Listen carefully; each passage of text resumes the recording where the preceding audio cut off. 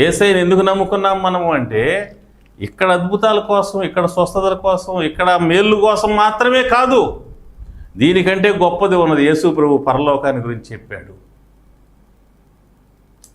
నూతన యెరూషలేము గురించి ప్రస్తావన చేస్తున్న ఆ తండ్రి ఇంట అనేక నివాసములు కలవు అన్నాడు. ఆ నూతన యెరూషలేముని యోహానుకు చూపించాడు తీసుకొని పోయి. అనేకమైనటువంటి రాజభవనాలతో నిండినటువంటి ఆ మహానగరంలో ఉండుట కొరకు దేవుడు మనుషుల్ని పిలుస్తూ ఉన్నాడు. యుగ యుగాలు యుగ యుగాలు యుగ యుగాలు దేవునితో ఆయన మహిమలో ఉండేటువంటి ఆ శ్రేష్టమైనటువంటి అనుభవం కోసము, జీవితం కోసము, అమరత్వం కోసము మనిషిని దేవుడు పిలుస్తున్నాడు.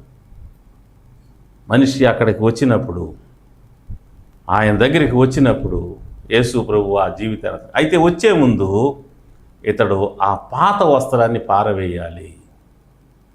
నేను అదే ఆ చెడు అలవాట్లు కలిగి ఉంటాను, బూతులు కలిగి ఉంటాను, తిట్లు కలిగి ఉంటాను, దూషణలు కలిగి ఉంటాను, దౌర్జన్యం కలిగి ఉంటాను, దుర్వ్యసనాలు కలిగి ఉంటాను, మూఢనమ్మకాలు కలిగి ఉంటాను, ప్రాచీనమైన ఆచారాలు కలిగి ఉంటాను, దేవుడికి విరోధమైనటువంటి జీవన విధానాన్ని కలిగి ఉంటాను.